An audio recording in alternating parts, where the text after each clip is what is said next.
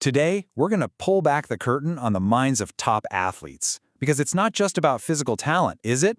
It's about that psychological engine that drives them. We're going to explore the science behind what really truly creates a winner. So what is that secret ingredient? You know, that fire that pushes someone to train when absolutely no one's watching, to perform under insane pressure, and to get back up after a crushing defeat? Yeah, it's way more than just physical skill. It's about a powerful internal drive. Here's our game plan.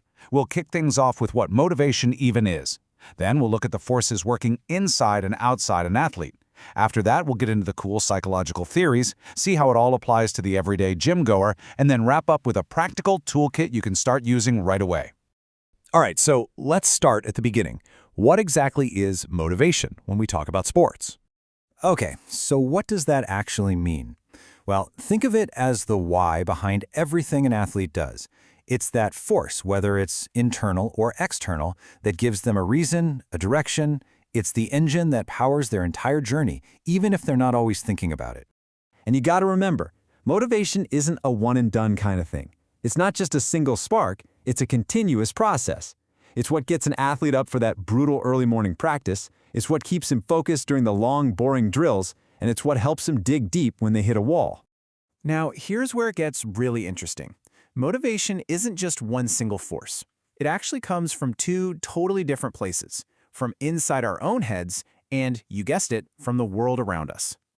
On one side, you've got intrinsic motivation. This is your internal fire. This is when you do something just because you absolutely love it, for that feeling of personal satisfaction. And on the other side, you have extrinsic motivation. This is all the stuff that comes from the outside world, things like trophies, prize money, or even just getting praise from your coach. Let's dig into those external pushes for a second. Extrinsic motivators are literally everywhere. I mean, think about the pressure from your family, the drive to keep up with your teammates, that pride of wearing your school's colors, or, of course, the thrill of getting a trophy or seeing your name in the news. These are all super powerful forces. But what about that fire inside? Well, that's where intrinsic drivers come in, and these are often way more sustainable. This is about the pure joy of just playing the game. It's that deep sense of accomplishment when you finally master a new skill, or that incredible adrenaline rush you get in the middle of a competition.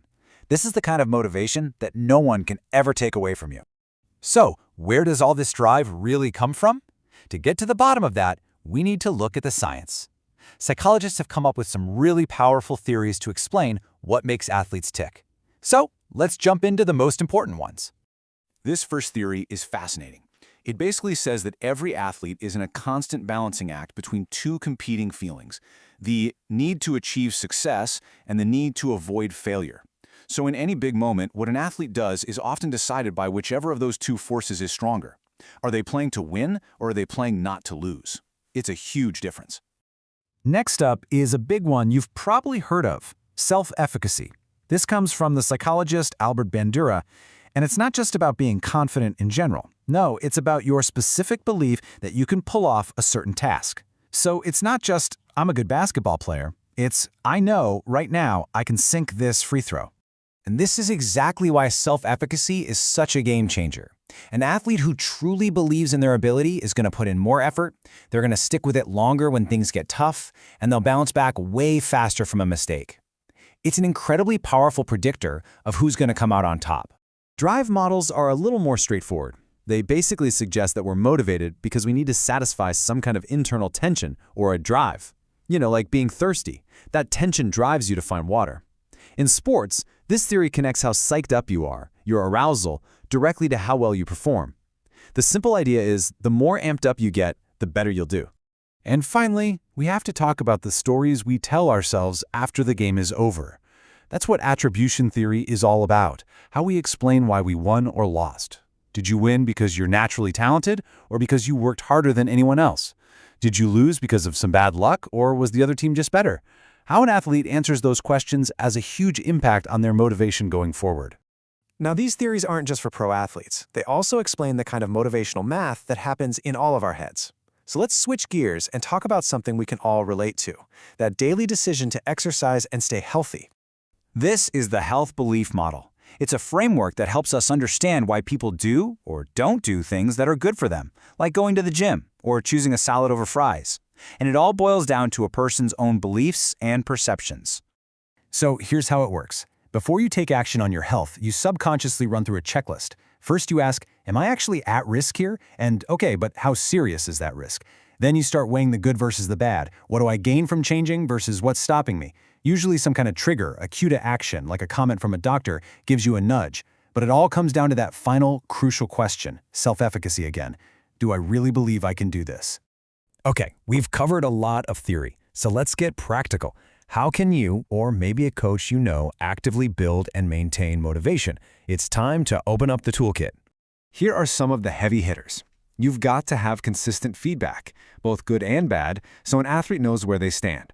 Reinforcement, like rewarding good habits, is huge for making them stick. And you can never underestimate the power of team activities, a good old-fashioned pep talk, or even personal tools like positive self-talk and, of course, a killer pregame playlist. But maybe the single most powerful tool in the entire kit is goal setting. It gives you a clear target to shoot for and a way to measure your own progress, which is one of the absolute biggest drivers of self-motivation. But listen, not just any goal will work. The best goals are smarter. They have to be specific and measurable. They need to be attainable, but also realistic. They absolutely must be time-sensitive, with a deadline. They should be exciting enough to actually get you fired up. And this is key. They have to be recorded. Write them down, make them real. This whole framework turns a vague dream into a concrete plan. So there you have it.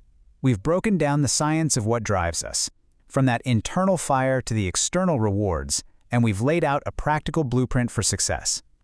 The only question left is, now that you've got the toolkit, how are you going to engineer your own motivation, whether it's on the field or off?